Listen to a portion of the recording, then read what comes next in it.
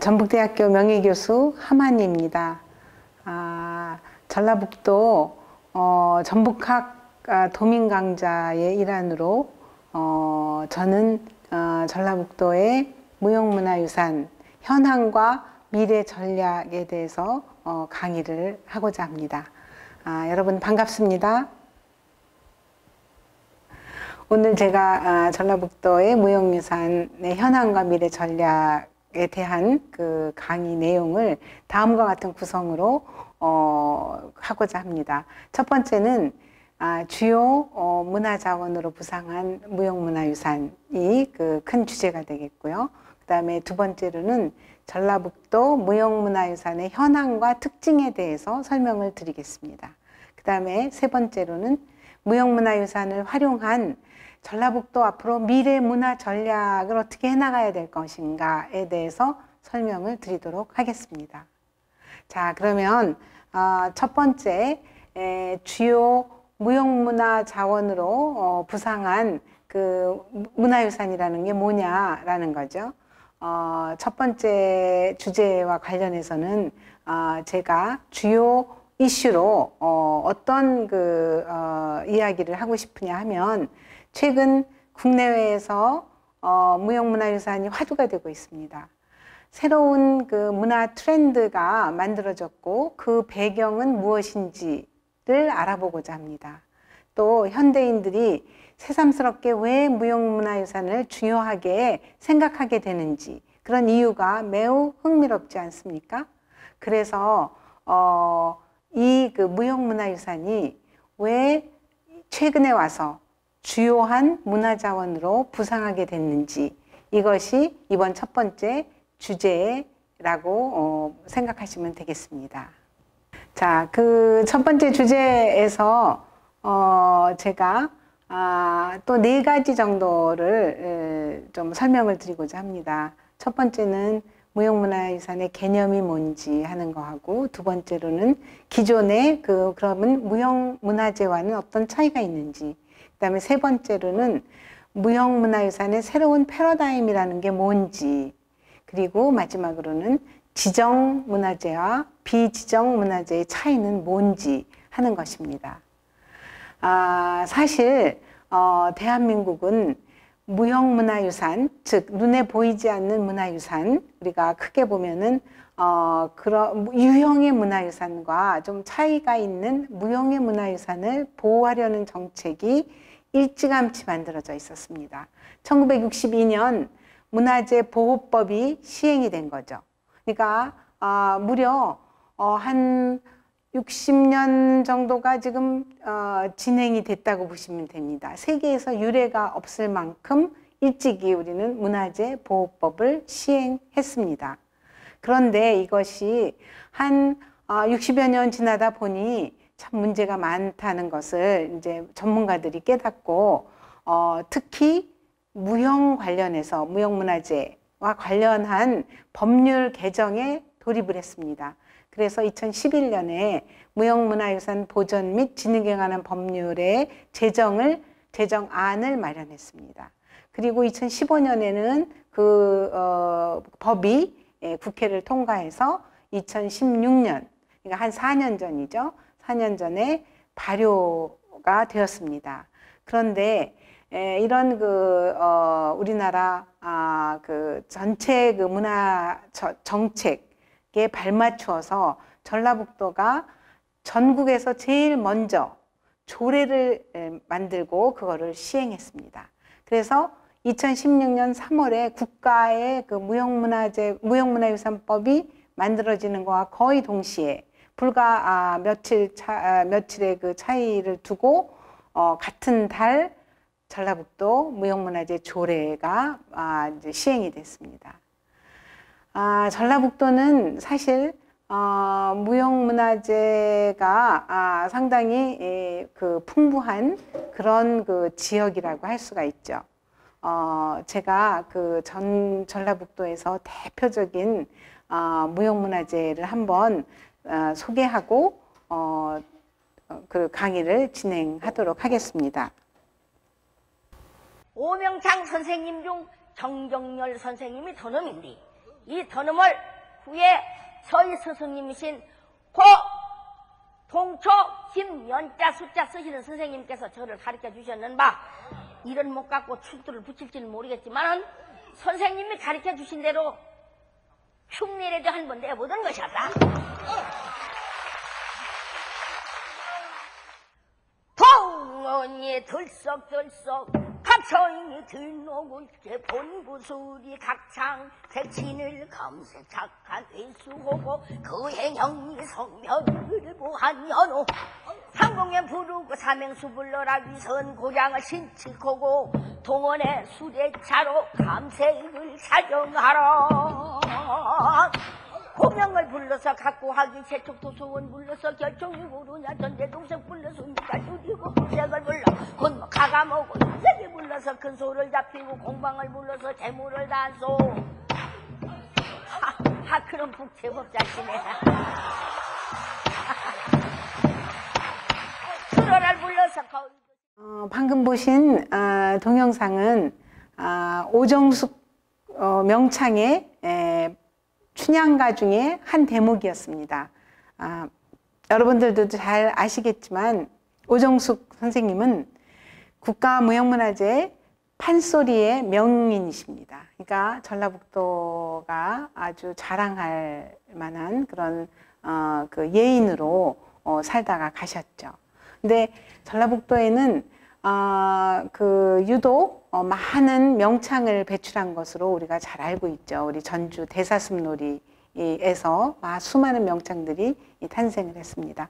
그래서 이러한 예인들을 기리기 위해서 우리나라에서는 무형문화재 제도를 만들어서 지정을 하고 보호를 해드리고, 그 다음에 이러한 국가적인 중요한 무형문화 자원이 사라지지 않도록 노력을 해왔습니다.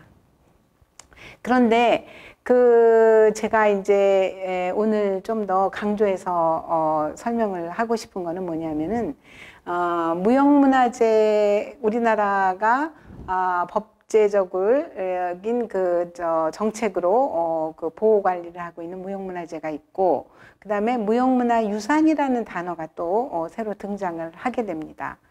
2000년, 10년쯤부터 이제 이게 신문지상에도 오르내리고 전문가들이 많이 이야기도 하고, 그 다음에 이제 전주에 있는 무형유산원이라는 것도 생기고, 그래서 그 무형문화유산이라는 용어가 생겼는데, 그 용어가 새롭게 생겼을 때는 새로운 어떤 개념이 만들어지는 것이고, 그 개념이 무언지를 알아야만 기존의 무형문화재와는 어떤 차이가 있는지 하는 것을 알 수가 있다는 거죠. 그러니까 지금은 많은 사람들이 무형문화재와 무형문화유산을 구별하지 않고 혼용해서 쓰고 있습니다.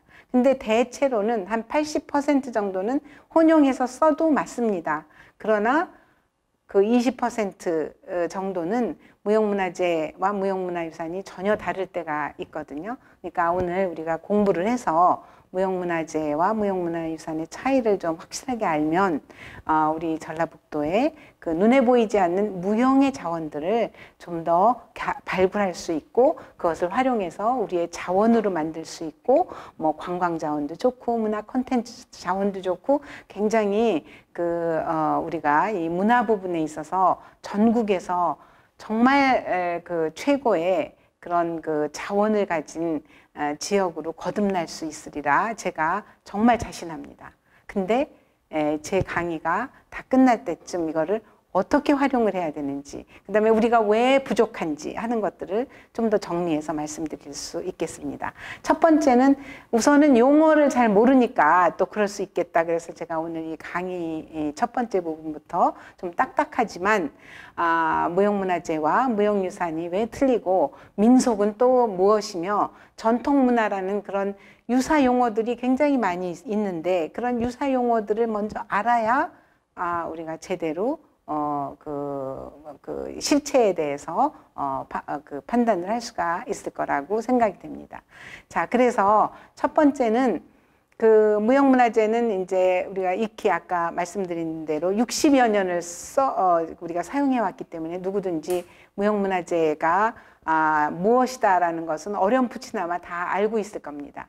그런데 이 무형문화유산에 그 유산자가 들어가면서 이게 차이가 있기도 하고 또 그 유사한 그런 부분도 있다는 거죠. 그 다음에 이제 민속이라는 것은 어떻게 보면은 민속이 무형문화재로 지정된 것이 굉장히 많기 때문에 또한 이런 것들이 굉장히 우리가 사용할 때 그 유사한데 좀 더 차이가 나는 그런 것들이 있는 거죠. 전통문화라는 것도 또 마찬가지죠. 전통문화 안에 크게 보면 전통문화 안에서 무형문화재도 있는 거고 또 민속도 있는 거고 그다음에 무형유산도 있다. 이런 그 어떤 범주의 문제들도 있고 그다음에 그 범주 안에서 어떤 그 차원이 그러니까 특정한 그 개념이 만들어질 때마다 기준을 가지고 우리가 구별을 하게 됩니다.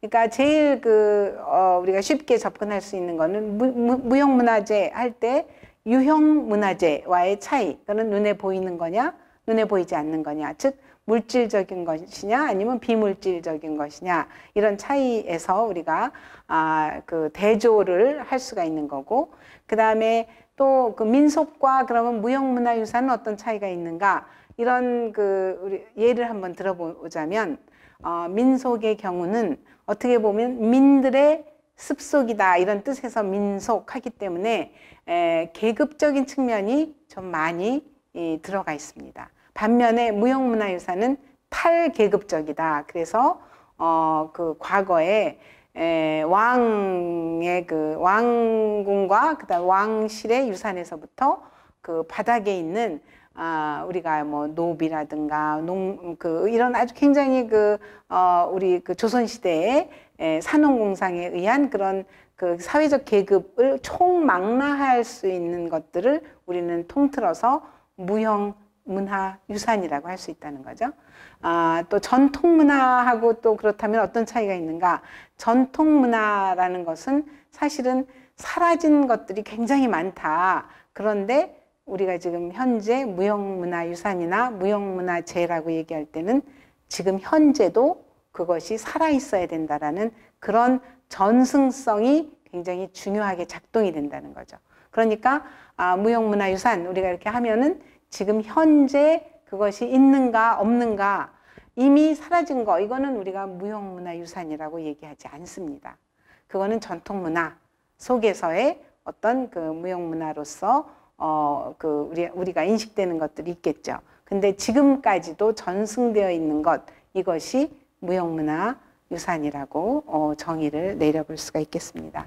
자, 용어 개념을 제가 이렇게 길게 얘기한 이유는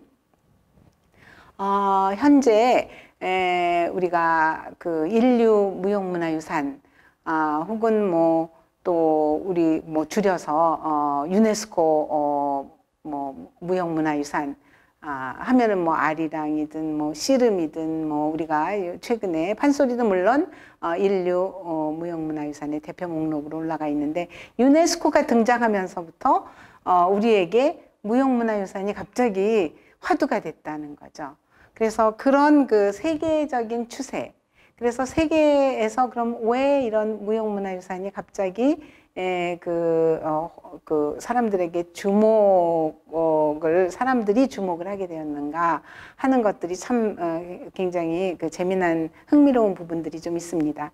왜냐하면은 사실은 세계에서 즉 유네스코에서도 2003년 그 이전까지 그러니까 20세기에는 유형 문화유산의 시대였다라고 볼 수가 있고 21세기가 넘어오면서 2000년대 넘어오면서 사실은 유네스코에서 가장 힘주어서 지금 정책적으로 보호하고 관리하려고 하는 것이 바로 무형문화유산입니다.